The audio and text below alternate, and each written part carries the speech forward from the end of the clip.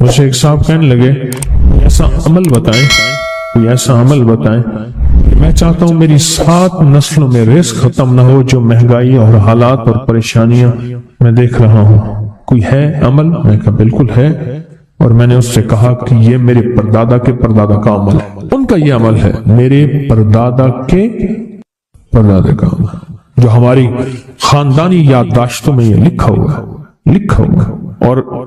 اور فرمایا اگر یہ کوئی بندہ کر لے اللہ نسلوں کا رزق اللہ سے منوا لے۔ اور میں نے اس سے کہا خیال کرنا، رزق کے روحانی ساتھ منوانا، ورنہ دولت مال چیزیں مل جائے گی، جس کے بارے میں کہا جاتا ہے کہ بعض بندے ایسے ہوتے ہیں اللہ پاک ان سے لقمے نہیں چھینتا، سجدے چھین لیتا ہے، اللہ ان سے لقمے نہیں چھینتا۔ کیوں؟ رزق جسمانی دوسرے لفظوں میں مل رہا ہے، اور رزق روحانی اللہ چھین لیتا ہے۔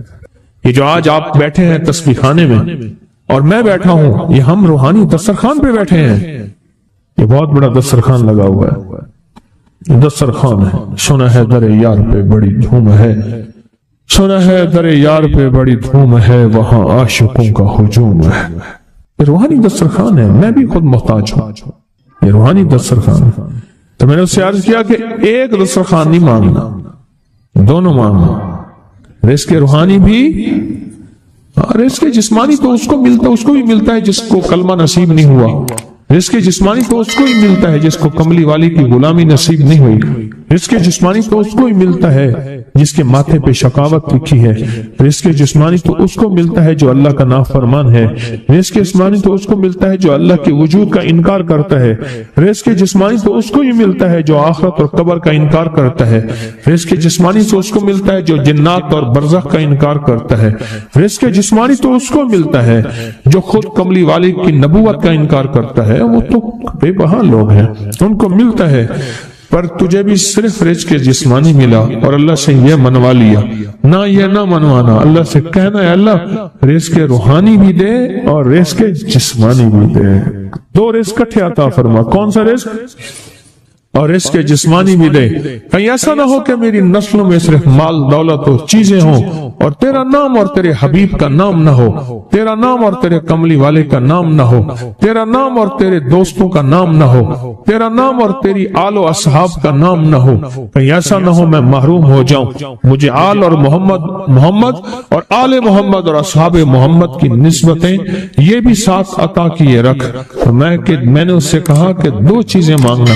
اچھا قدرت کا نظام ہے، وہ دیوانے بھی ہوتے ہیں، یقین والے ہوتے ہیں، آپ جیسے آپ مخلص بیٹھے ہیں، اور پوری دنیا میں ہمارے ساتھ اس وقت مخلص بیٹھے ہیں جو ہماری آج کی محفل میں شریک ہیں، ہوتے ہیں دیوانے۔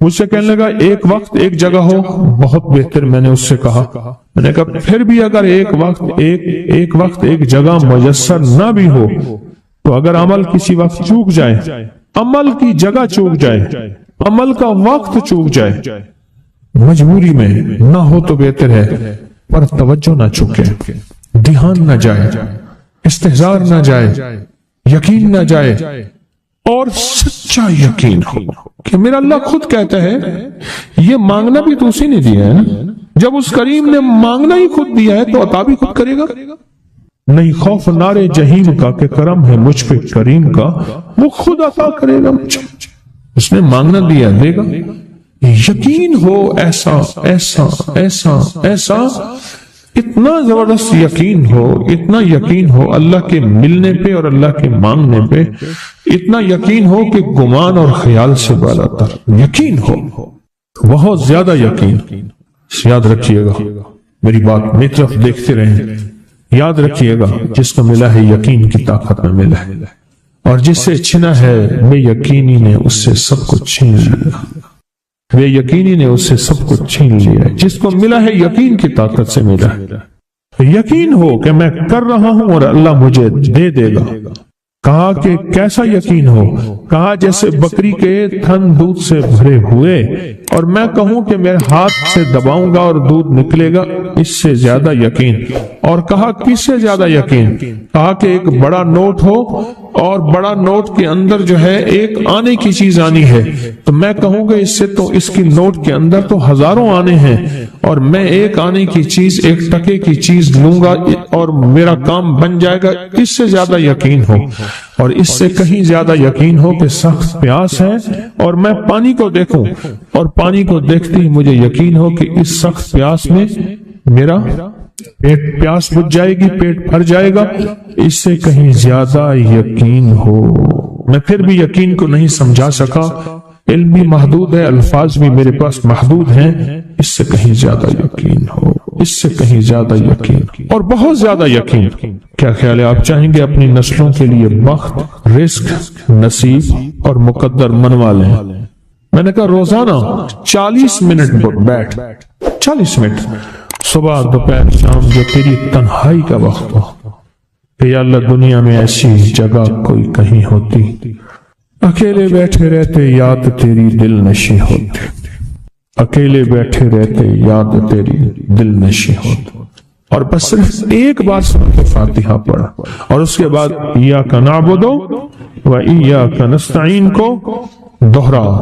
میں نے اسے عرض کیا کہ بس اس کو وجدان سے پڑھا، ایسے پڑھ کے رونگٹے کھڑے ہو جائیں، آنسو بہنے لگ جائیں، دل کے اندر کا درد اور دل کا اندر کا غم اور اللہ کے سامنے حاضری، استحضار اور یہ کیفیتیں تیری ہوں کہ بس اس کے علاوہ کوئی مجھے یاد نہ رہے۔ اس درد سے پڑھ 40 منٹ۔ 40 کے عدد کے ساتھ کائنات کے رازوں کا بڑا تعلق ہے۔ 40 کا جو عدد ہوتا ہے بس 40 کے عدد کے ساتھ پڑھ اور بہت توجہ سے پڑھ اور بہت دھیان سے پڑھ، بہت توجہ سے روز پڑھ۔ اس سے کہنے لگا کتنے دن پڑھوں؟ تو میں نے اس سے کہا مجھ سے یہ دن نہ پوچھ، تیرا دل خود بولے گا کہ فیصلے ہو گئے ہیں، بس ختم، دل خود بولے گا۔ یہ بتائیں کہ پیٹ بھرتے ہوئے کوئی گھنٹی بجتی ہے، یہ دل خود بولتا ہے کہ پیٹ بھر گیا۔ پیاس میں بھی کوئی کہتا تو نہیں ہے کہ آپ کی پیاس بجھ گئی ہے، وہ دل خود بولتا ہے کہ بس اب پانی کی ضرورت نہیں ہے۔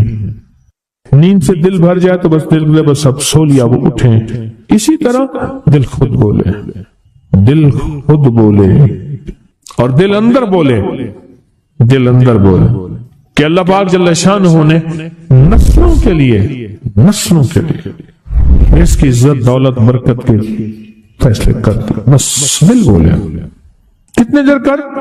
اب یہ تیری اپنے مانگنے میں ہے، اب یہ تیری اپنے مانگنے میں ہے، مانگنے میں کمی ہے تو دل نہیں بولے گا، اگر مانگے گا تو پتہ نہیں دنوں میں یا ہفتوں میں، جتنے میں دنوں میں فیصلہ ہو جائے۔ وہ طاقتور چیز ہے جو 7 نسلوں کو کھلاتی بھی ہے، پلاتی بھی ہے، سکون کی نیند سلاتی بھی ہے، اچھا لباس پہناتی بھی ہے، عزتوں کے تاج سر پہ رکھواتی بھی۔ نوری لقمہ اپنی زندگی کی ضرورت بنا لے، پھر کیا ہوگا؟ سورۃ فاتحہ کی آیات 7 ہیں۔ اللہ 7 آسمان اور 7 زمین کی جتنی بھی برکات ہیں، برکات من السماوات والارض، اللہ 7 آسمان اور 7 زمین کی ساری برکات اس کو عطا کر دے گا اور لوگوں کو پتہ ہی نہیں ہوگا کہ یہ بندہ کتنا مالدار ہے، روحانیت کی طاقت اور روحانیت میں کتنا آگے ہے، کوئی پہچان بھی نہیں سکے گا کہ روحانیت میں یہ بندہ کتنا آگے ہے اور کتنا آگے سے آگے بڑھ گیا ہے، کسی کو علم بھی نہیں ہوگا۔ نوری لقمہ اپنی زندگی کی مجبوری بنا لے اور نوری لقمہ اپنی زندگی کی ضرورت بنا لے، پھر دیکھیں کمالات۔ کیوں؟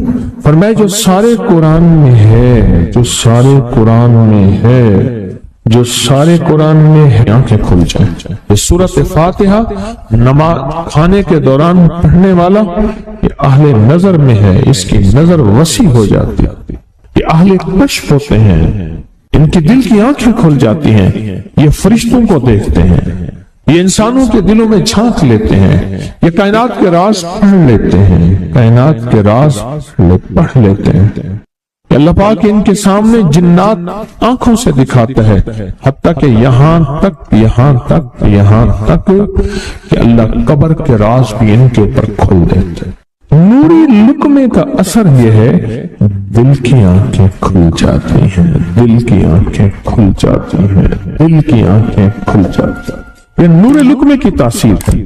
چہرے کی آنکھیں تو سب کے پاس ہے، دل کی آنکھیں سب کے پاس نہیں، دل کی آنکھیں سب کے پاس نہیں، چہرے کی آنکھیں سب کے پاس ہیں، دل کی آنکھیں سب کے پاس نہیں۔ نور لقمے کی یہ تاثیر ہے کہ دل کی آنکھیں کھل جاتی ہیں اور دل کی دنیا آباد اور دل کی دنیا شاد اور دل کا وہ بندہ بامراد بن جاتا ہے جو نوری لقمے اپنی زندگی میں شامل کرتا ہے۔ اور نوری لقمے سورۃ فاتحہ، اور کتنی بار؟ اچھا، یہ سورۃ فاتحہ بیماریوں کا علاج۔ صحابہ کرام فرماتے ہم جا رہے تھے، کوئی ایک سردار تھا، اس کو بچھو نے کاٹ لیا اور اس کو چیخ رہا تھا بیچارہ، فرمایا سانپ کا کاٹا سوئے بچھو کا کاٹا روئے۔ میرے پاس ایک سانپ کا کاٹا آیا تھا، غنودگی میں تھا، بہت غنودگی میں سے سوتا تھا، اور میں نے کہا اس کو سونے نہ دے، خیال نہ کیا انہوں نے، ادھر سے ہٹا تو بندہ ختم ہو گیا، سانپ کا کاٹا۔ ہمارے والد صاحب رحمۃ اللہ علیہ کے تھے ملک عبد الرحمن ڈوڈی، تو لائے تھے، تو کہنے لگے اس بچھو کے کاٹے کا علاج صحابہ کرام نے 7 بار سورۃ فاتحہ پڑھ کے اس پہ دم کر اور وہ ٹھیک ہو گیا۔ اور میں جب سورۃ فاتحہ عرشوں سے زمین پہ آئی، نازل ہوئی، ایک گونج اٹھی، ایک آواز آئی، اور میں اللہ سے آج وہ چیز زمانے پہ زمین پہ نازل کی ہے جو اس سے پہلے کبھی آئی نہیں تھی اور جو اس کے بعد کبھی آئے گی نہیں، اس سے پہلے کبھی آئی نہیں تھی، اس کے بعد کبھی آئے گی۔ اور جب سورۃ فاتحہ نازل ہوئی، شیطان رویا پیٹا، اپنا سر پہ راکھ ڈالی اور اتنا شور کیا کہ کاش کہ یہ سورۃ فاتحہ آئی ہے، اور اگر آئی ہے تو واپس چلی جائے، اگر واپس نہیں گئی تو کسی کی زبان پہ نہ جائے، یعنی کوئی اس کو پڑھ نہ سکے، اگر پڑھے تو اس کا یقین نہ ملے۔ یقین سے پڑھنے والے کی دنیا بھی، آخرت بھی، رزق بھی، عزت بھی، صحت بھی، تمنگری بھی، بادشاہت بھی، خوشیاں خوشحالیاں بھی یقین سے پڑھنے والے کو ملتی ہیں۔ اور اس لیے آج بھی شیطان سورۃ فاتحہ سے لرزتا ہے کہ سورۃ فاتحہ پڑھنے سے جنات اور شیاطین ایسے دور ہوتے ہیں، ایسے کہ میلوں دور چلے جاتے ہیں، اور اس بندے سے خوف زدہ ہوتے ہیں جو سورۃ فاتحہ پڑھتا ہے۔ کھانے کے دوران اس کی حکمت کیا ہے؟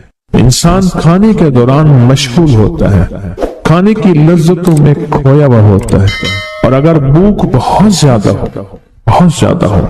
بھوک بہت زیادہ ہو تو پھر تو ہوش نہیں ہوتا، پھر ہوش ہی نہیں ہوتا اگر بھوک بہت زیادہ ہو۔ اب اسی دوران جس طرح سنے غور سے، بڑی میں عجیب بات بتا رہا، حضرت امام جعفر صادق سلام اللہ رضوان اللہ تعالی علیہ مجمعین اللہ کے ولی تھے، ولایت کے تاجدار تھے، سرداروں کے سردار تھے، اولیاء کے سردار تھے۔ میں بازار میں جاتے تھے، جا کے پھر واپس آ جاتے تھے، پھر جاتے کچھ نہیں خریدتے تھے۔ کسی نے پوچھا اب کیوں جاتے ہیں؟ فرمایا 2 وعدے لینے۔ کیا؟ میں جا کے بازار میں ہر بندے کو سلام کرتا ہوں، وہ سلام کا جواب دیتے ہیں، اور کیا پتا کسی کے سلام کا جواب ایسا ہو جو اللہ کے ہاں مقبول بھی ہو، محبوب بھی ہو۔ اور پھر فرمایا بازار میں جاتا ہوں اور جا کے بازار میں جاتا ہوں اور جا کے بازار کی دعا پڑھتا ہوں۔ فرمایا جو چوتھا کلمہ گھر میں پڑھے گا اس کو 10 نیکیاں ملیں گی، اور جو بازار میں پڑھے گا کتنے نیکیاں ملیں گی؟ 10 لاکھ نیکیاں ملیں گی۔ فرمایا میں 10 لاکھ نیکیاں کمانے کے لیے جاتا ہوں۔ آل رسول کی محبتیں، عبادتوں کا حرص دیکھیں، ہمیں مال کا حرص، انہیں اعمال کا حرص۔ وہی دعا، وہی چوتھا کلمہ گھر میں پڑھیں، 10 نیکی ہیں، بازار میں پڑھیں کیونکہ وہ ہر بندہ مشغول ہے، دنیا میں، مال میں، چیزوں میں، بھاؤ تاؤ میں لگا ہوا ہے، وہی بازار میں پڑھے تو 10 لاکھ نیکیاں۔ اسی طرح کھانے کے دوران جب لذت ہے، کھانے کے دوران ذائقہ ہے، اور کھانے کے دوران لذت اور ذائقے میں اگر کوئی بندہ سورۃ فاتحہ پڑھ لے تو اللہ کہتا ہے تو ان لذتوں میں مجھے نہ بھولا، ان کھانے کی چیزوں میں مجھے نہ بھولا، ان ساری کیفیتوں میں مجھے نہ بھولا۔ اللہ خوش ہوتا ہے، اور پھر اللہ جل شانہ اسے 7 آسمان اور 7 زمین کی برکتیں حوالے کر دیتا ہے، اور جس کے پاس 7 آسمان 7 زمین کی برکتیں ہوں، یہ ساری عبادتیں کھانے کے دوران کوئی معنی نہیں رکھتی، پھر ایسی سمیٹ کے اللہ کائنات کو اسے دے دیتا ہے۔ نوری لقمے کی تلاش کریں، نوری لقمہ زندگی میں لے آئیں، بڑی خوشحال زندگی گزرے گی، بہت لاجواب زندگی گزرے گی۔ 7 دفعہ سورۃ فاتحہ سے قرضے اتر جاتے ہیں، 7 دفعہ سورۃ فاتحہ سے بیٹے مل جاتے ہیں، 7 دفعہ سورۃ فاتحہ سے نعمتیں، اور 7 دفعہ سورۃ فاتحہ وہ طاقتور چیز ہے جو 7 نسلوں کو کھلاتی بھی ہے، پلاتی بھی ہے، سکون کی نیند سلاتی بھی ہے، اچھا لباس پہناتی بھی ہے، عزتوں کے تاج سر پہ رکھواتی بھی ہے۔ کہیں انشاءاللہ۔ اب سوچو کون سا مشکل عمل، بہت زبردست عمل، 1 منٹ کا کام ہے اور کام بن جاتا ہے۔ اور میں نے اس کی اجازت جتنی مشکل سے لی تھی نا، اس عمل کی بہت مشکل سے اجازت، اور جس دن لی تھی اسی دن فیصلہ کیا تھا انشاءاللہ اسے چھپاؤں گا نہیں، انسانیت مخلوق کو بتاؤں گا۔ اور یہ 7 دفعہ سورۃ فاتحہ جو دل کا مریض ہو مجھ جیسا اس کا بھی علاج ہے، جسمانی ہو یا روحانی۔ میں نے پچھلی دفعہ کہا نا کہ میں دل کا سخت مریض ہوں اور آج بھی ہوں، دعا کرو موت تک نہ رہوں، اور میں دل کا سخت روحانی مریض ہوں، جسمانی نہیں ہوں۔